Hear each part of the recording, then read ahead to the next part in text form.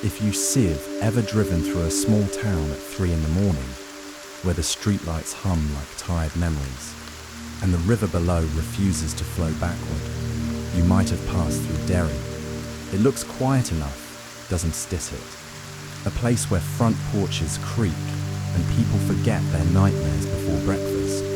But beneath the calm, something ancient is still breathing. And every 27 years, that breath turns into hunger. Tonight we won't chase monsters. We tell simply drift through the fog, the brick, and the whispers, to understand how fear can take root in a town, and how silence becomes its most loyal accomplice. If you enjoy these journeys, please like, share, and subscribe. Tell me where you're listening from, what time it is, and the topics you love to explore. Your thoughts may guide our next adventure. Derry is not just a town in Maine. It's a fracture, a soft tear in reality, where something older than humanity leaks through. On the surface, it looks ordinary: red brick buildings, autumn leaves, and quiet streets that smell of rain. But underneath that calm, the ground hums with memory. And every 27 years, that hum becomes a pulse, a heartbeat of something vast, patient, and hungry. You could call it evil, but that word is far too small. What lives beneath Derry isn't set, moral, or immoral. It's elemental, a consciousness that feeds on the emotional spectrum most abundant in humankind: fear. When the rest of the world sleeps, Derry dreams, and those dreams manifest as tragedy, disappearance, or madness.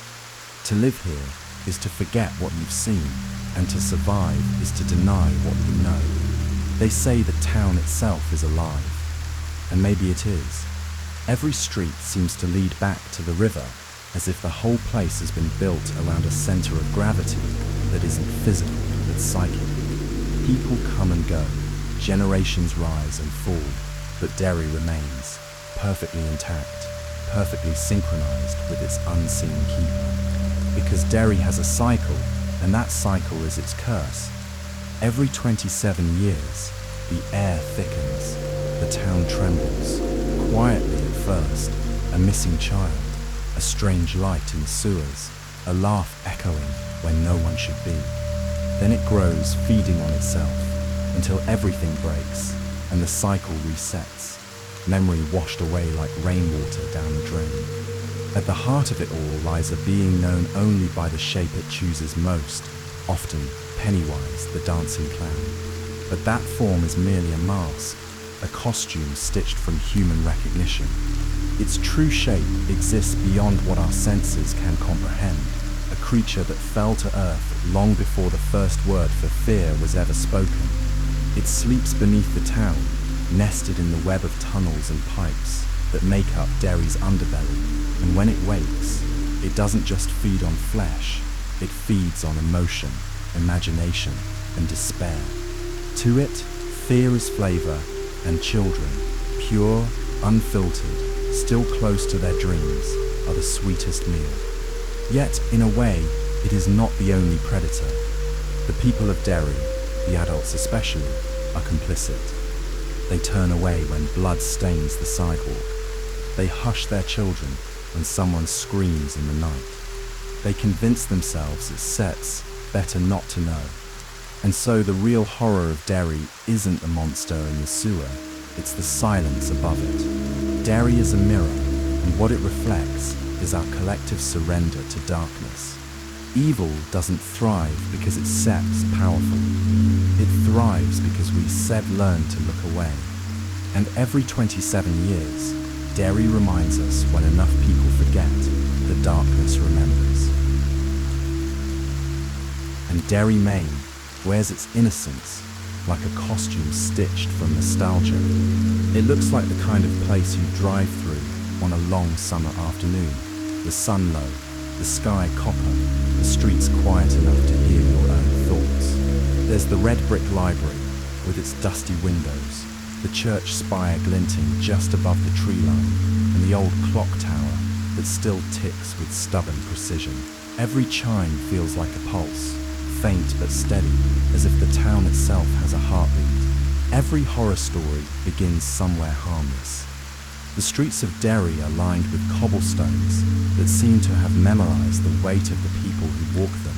White picket fences lean in tired unison, as though they've been holding their breath for decades. The houses, prim, painted, polite, all look the same from the outside, but each one carries its own quiet secret. In their basements, the air feels too thick. In their walls, the wood creaks at odd hours, shifting as if in conversation.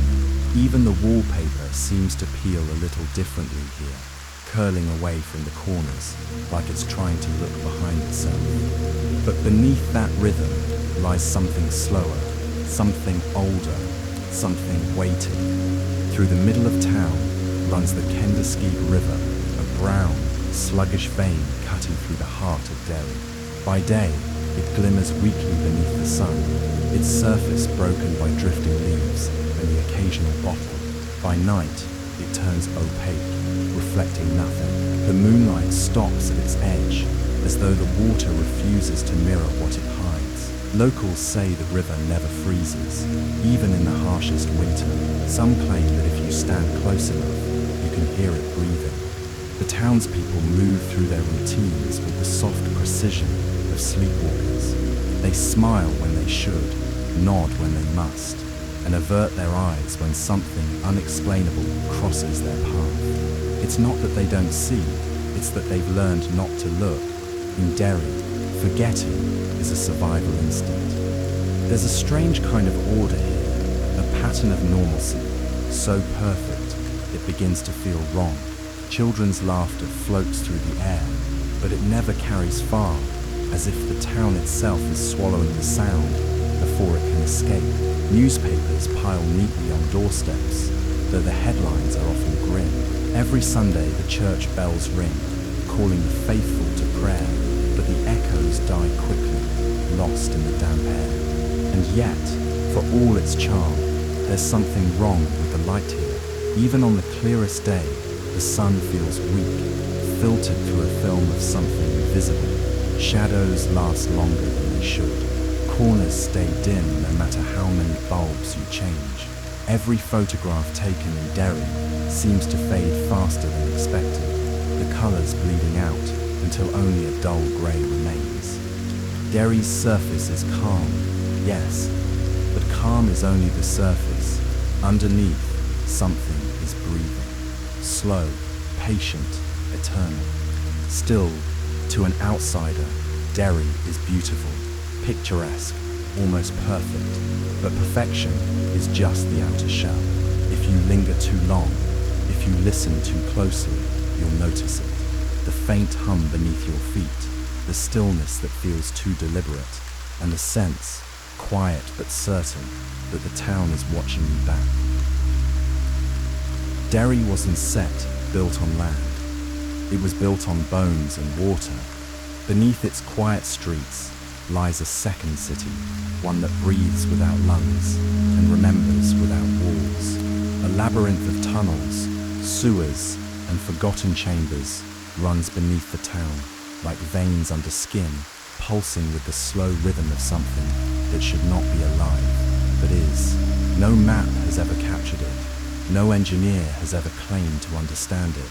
The pipes twist and coil in ways that defy blueprints, as if the town's foundation rearranges itself according to a logic older than stone. The first settlers thought they had carved out a safe place by the River. They built homes, laid bricks, and buried their dead. But the ground beneath them was already claimed, not by soil or time, but by something that fell from the sky long before the first human breath ever touched this continent. Deep below the old ironworks and the library basements, far beneath the hum of the clock tower, there is a hollow, a space too wide to be natural, too deliberate to be accidental. Some say it's shaped like a nest, others say it's a wound. The walls there glisten with dampness that never dries, and the air grows thick, metallic, heavy with the taste of rust and rot. In that depth, sound doesn't travel, it suffocates. Voices fall silent as soon as they leave the mouth, swallowed by the dark. That is where it sleeps. The creature's lair is not a simple cavern, but a kind of gravitational center for fear itself. Every violent thought, every scream, muffled behind closed doors, every unspoken guilt trickles down through Derry's soil and gathers there, feeding the thing that lives below. It's said that the walls breathe, that the stones themselves pulse with faint light, like nerves carrying terror instead of blood. Time behaves differently down there. It melts, drips, and pools like condensation. Clocks stop.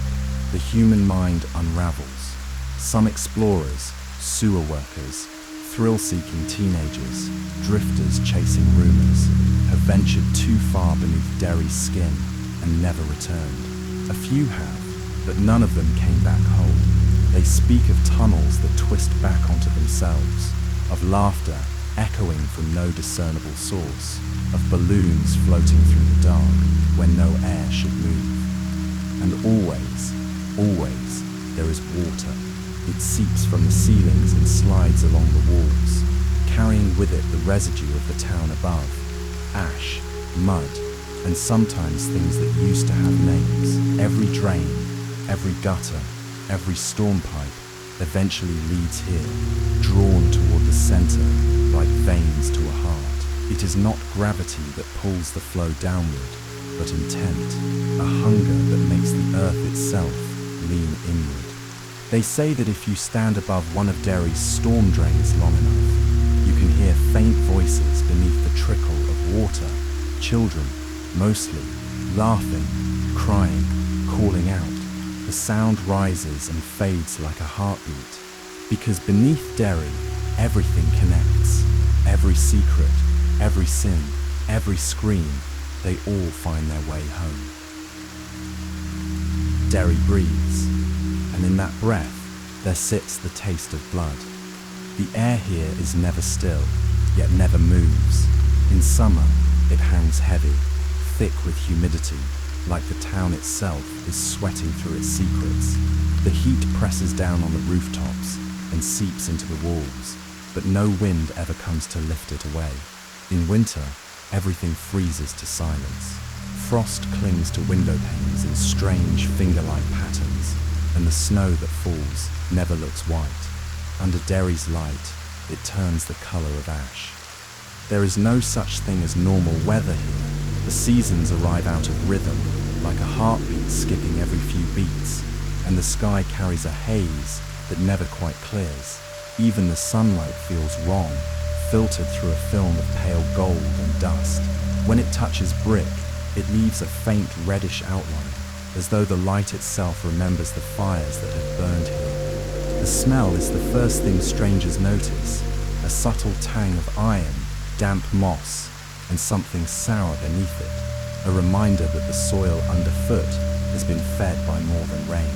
It lingers in the throat, in the clothes, even in the dreams. The locals don't mention it anymore. To them, it's simply Derry's smell. But the air is not the only thing that carries memory. Derry itself remembers. Every tragedy leaves a scar, not visible, but felt, like a whisper trapped in the walls.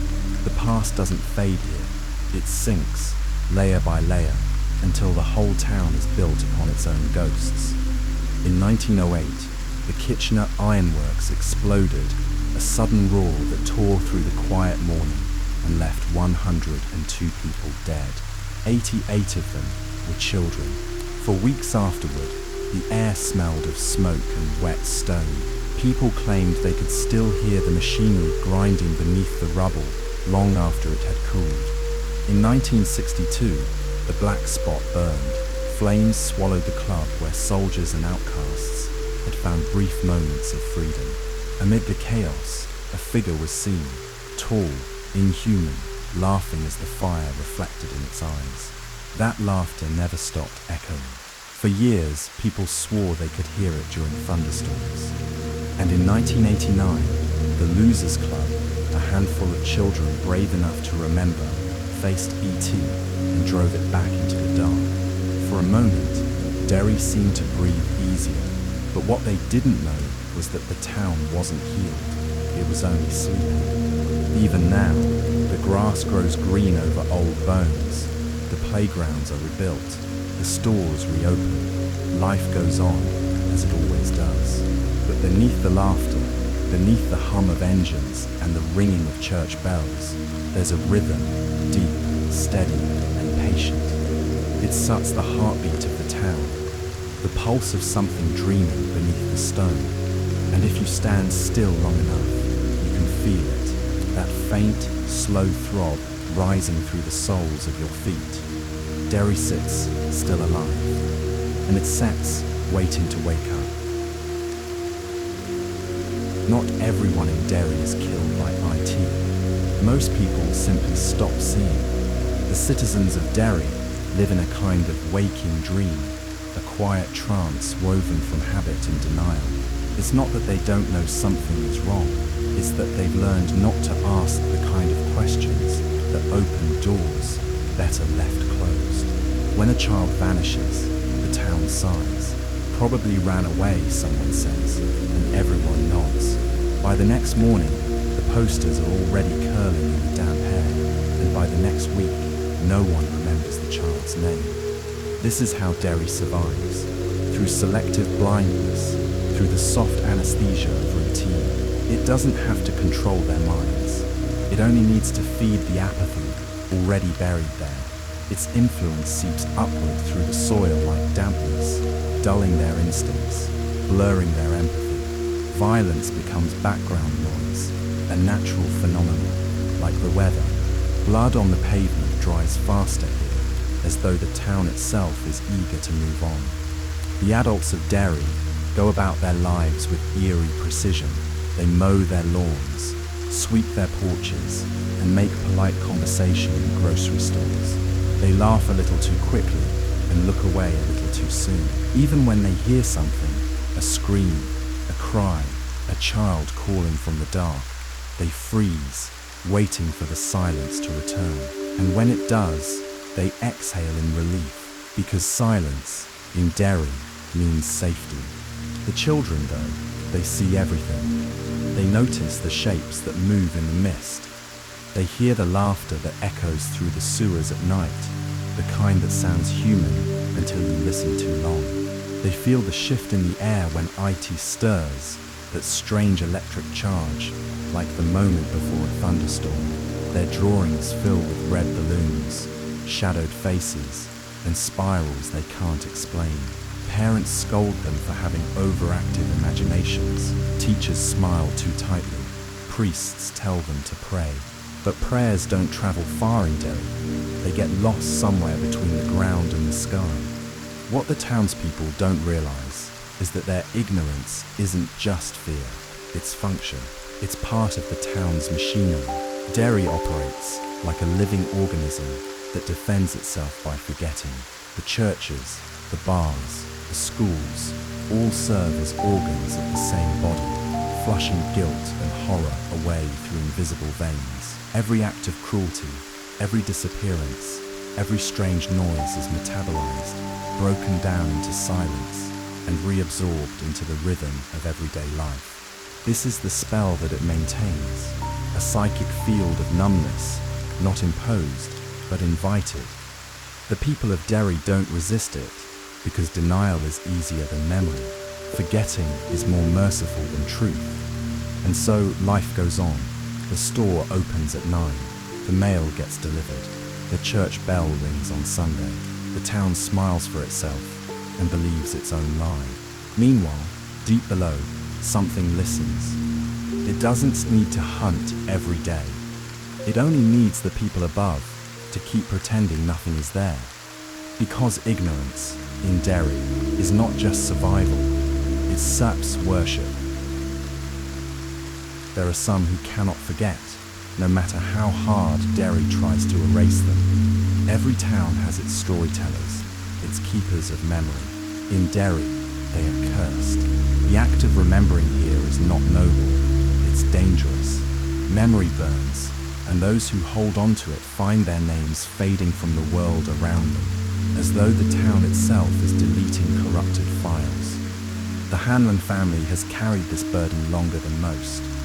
Will Hanlon survived the fire at the Black Spot, that moment in 1962 when hatred and flame became one, and the town's collective guilt sank into the soil like smoke into brick. He walked out of the ashes alive, but he never really left. The scars on his body were nothing compared to the scars in his mind. While others moved on, rebuilt, forgot, Will remembered everything: the music, the screams, and the creature that watched from the edge of the fire, smiling. He became the town's quiet chronicler, a man who wrote because speaking hurt too much.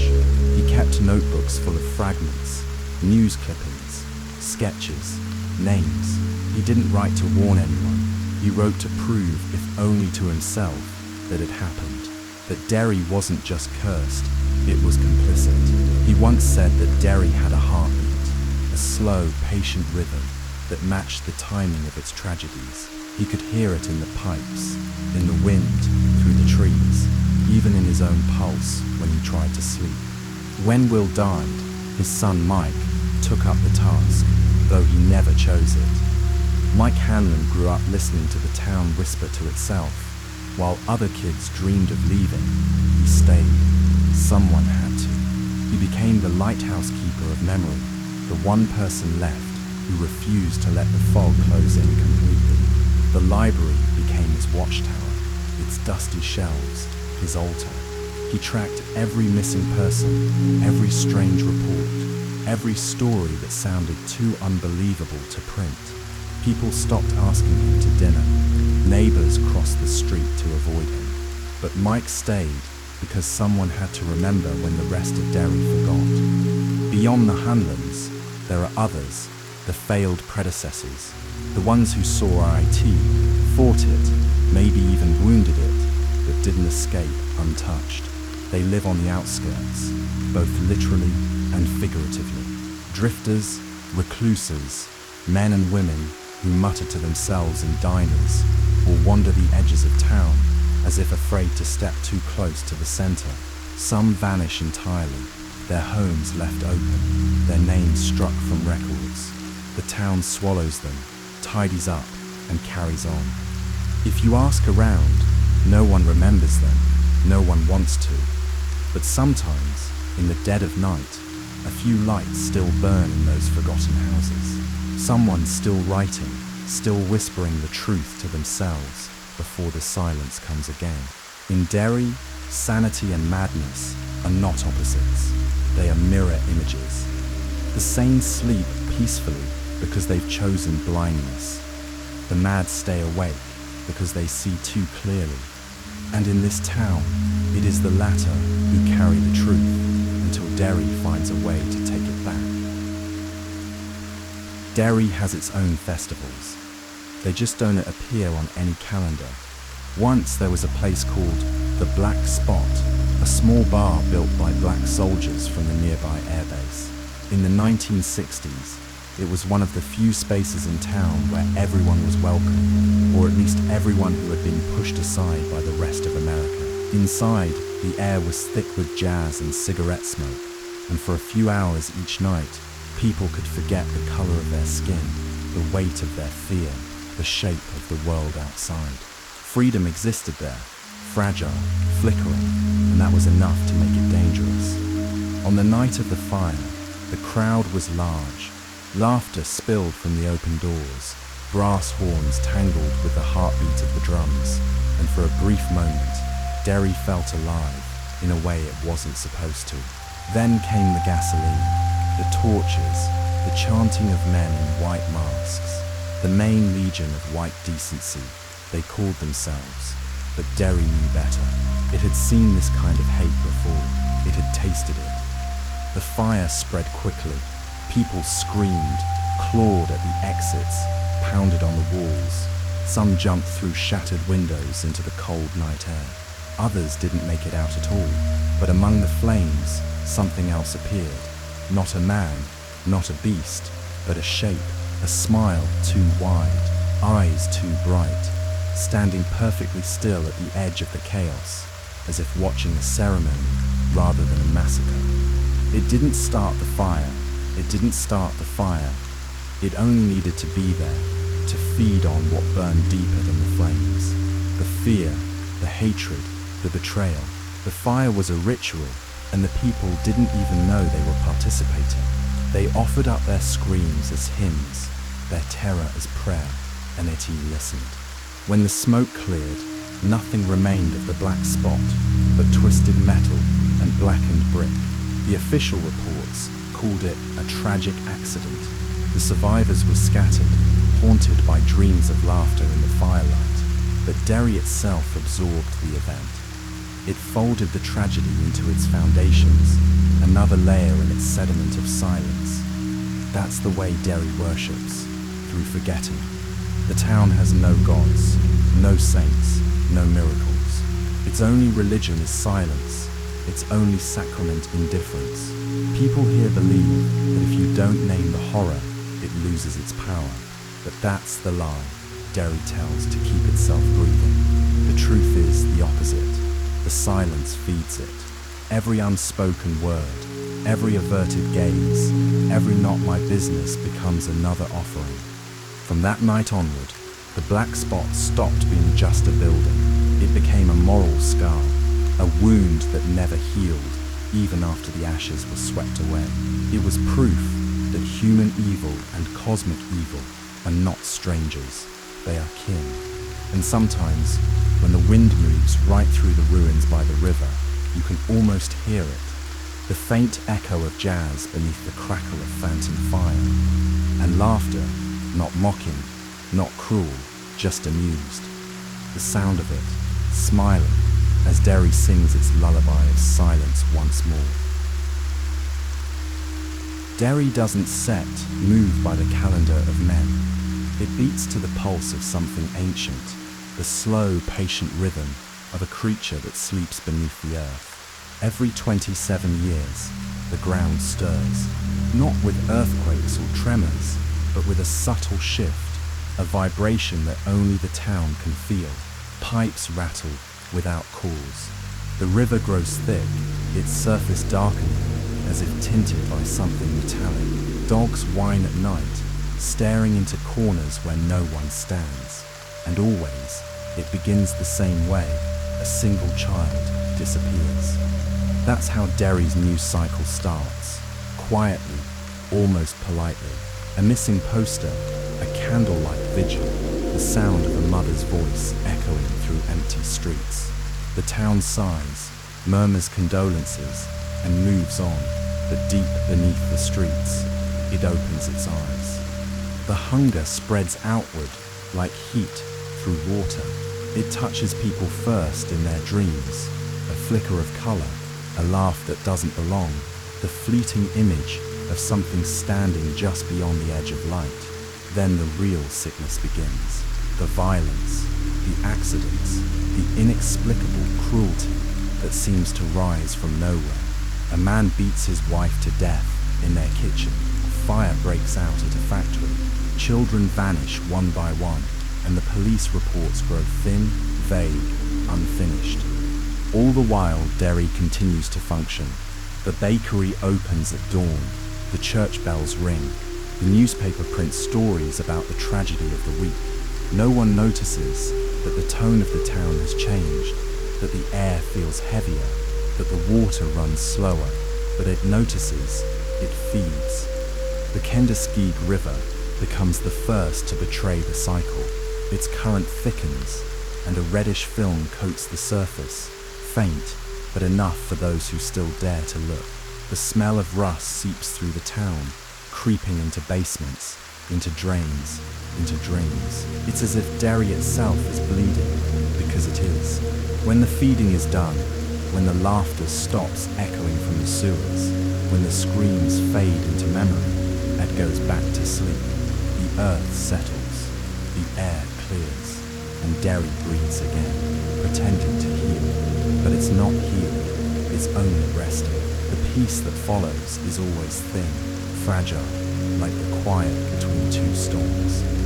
And so the town continues, unaware that it's caught in a biological rhythm, the pulse of a creature that uses it as a host. The people are not residents, they're cells.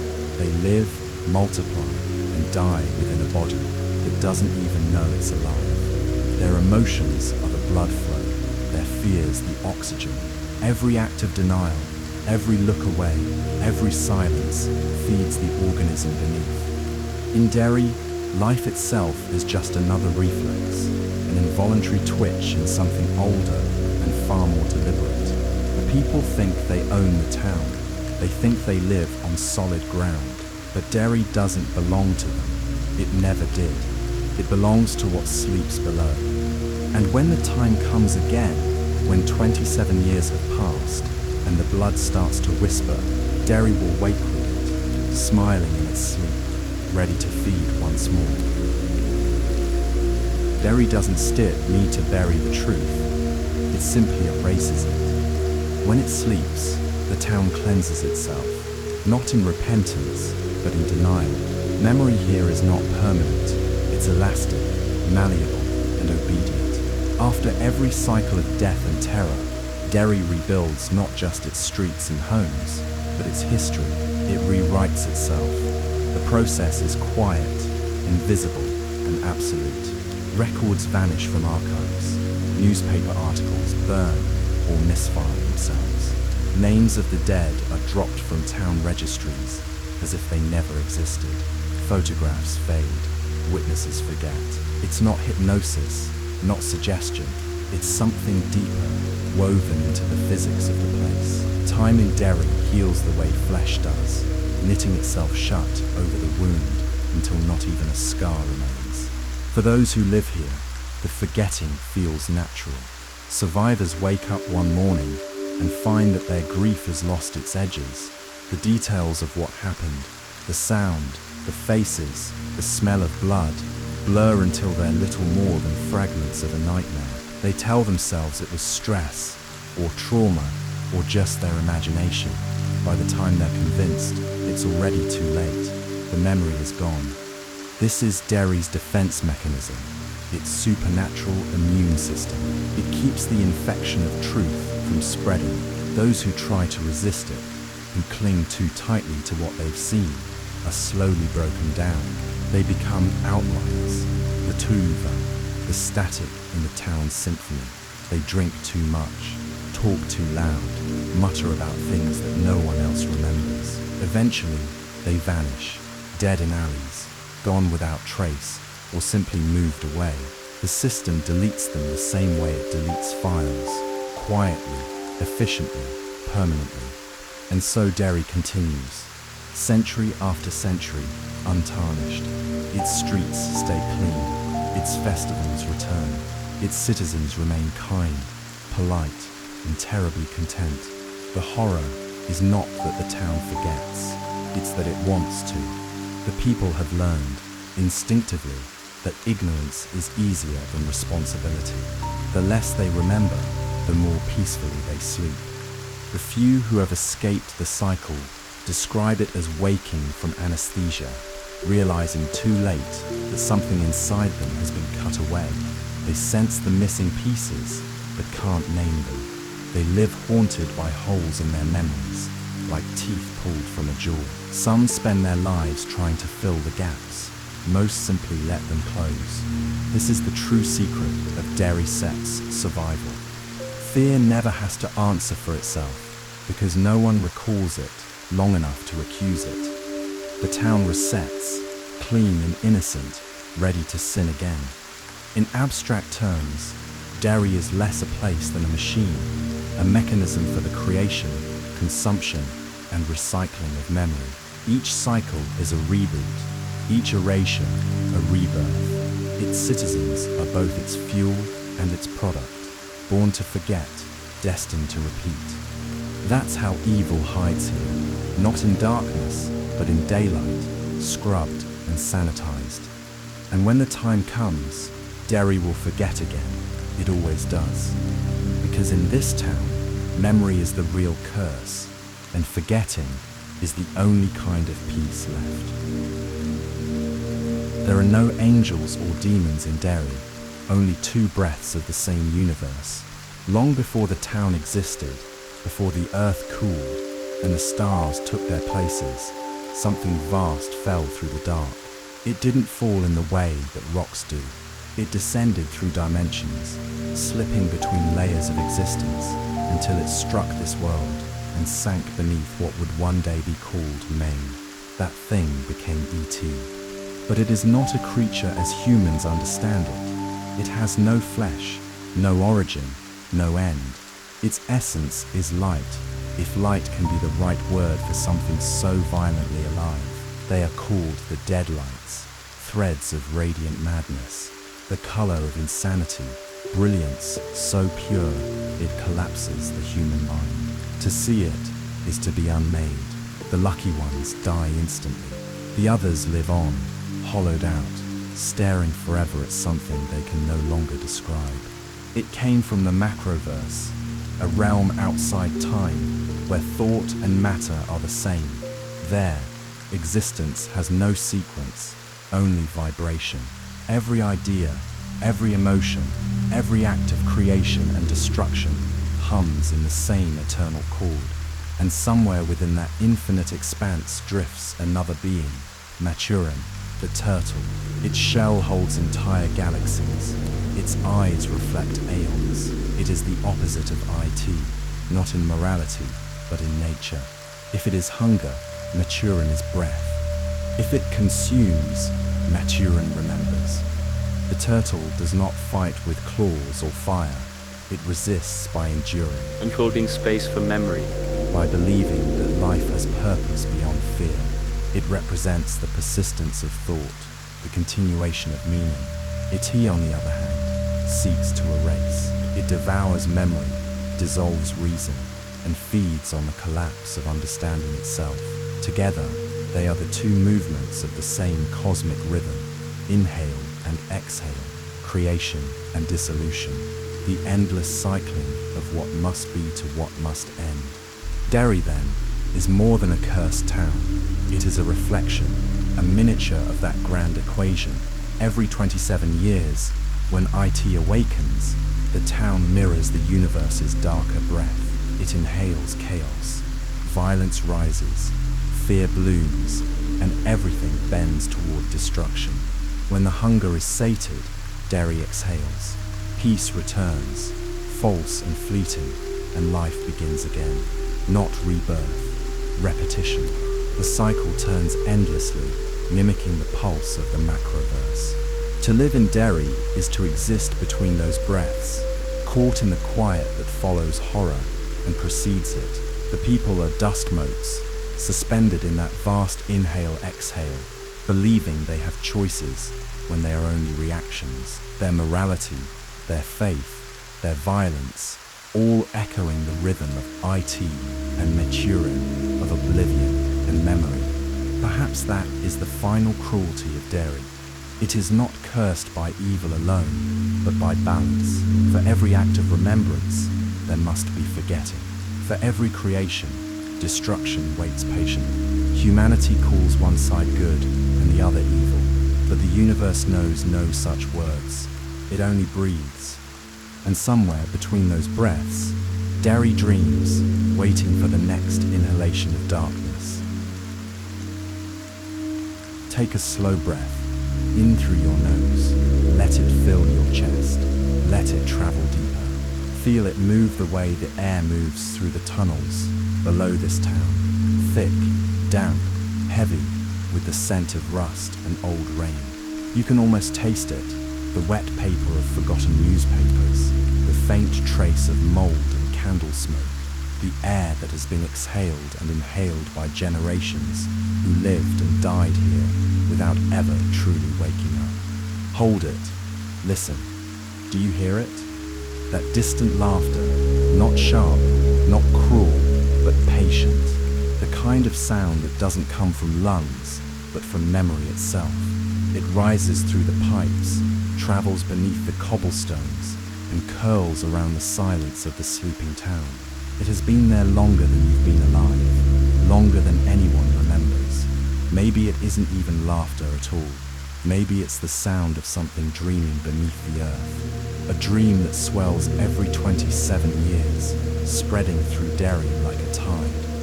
As you hold your breath, notice how still everything becomes. The world pauses with you. Streetlights hum softly in the distance.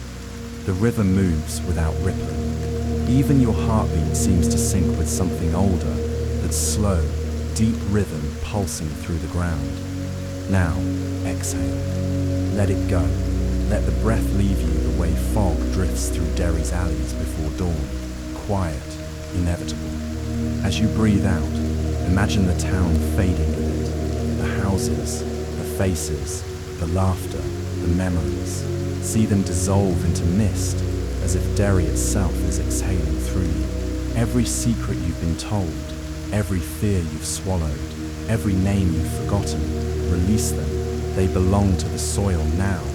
In this silence, feel the weight of Derry's dream pressing gently against your thoughts. It's not threatening, it's familiar, almost kind. The way darkness feels when you close your eyes and know you're safe, until you remember you're not alone. The town breathes with you. Its pulse steadies yours. Its stillness becomes your own. You can sense the cycle, the long inhale of hunger, the slow exhale of forgetting. It moves through the stones, the trees, the river, the very air you breathe. It's not evil, it's balance, a rhythm of creation and decay that has always been there, long before Derry had a name. Inhale again. Feel the weight return. Hold it. Listen to the faint heartbeat beneath the world. Exhale. Let the heartbeat fade. When the last bit of air leaves your lungs, let what remains be silence, not empty, but full. Full of echoes, full of ghosts, full of a town that never really dies, because it never really wakes. Sleep now, if you can. Let Derry rest inside you, breathing slow and deep, because every breath you take is borrowed from its dream, and when you finally drift off, it will breathe you back.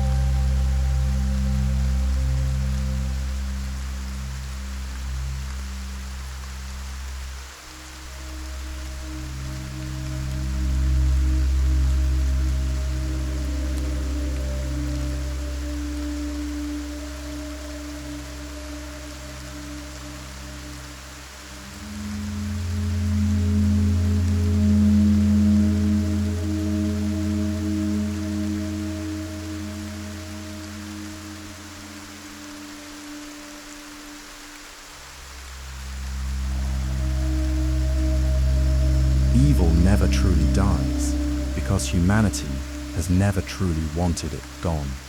We keep it close, feed it silence, and call it peace. Thank you for stopping in Derry, a town where memory fades into mist, and laughter never quite disappears. If tonight you hear the faint tap of a balloon against your window, don't be afraid. It isn't stat coming for you. It's SEDS only saying hello.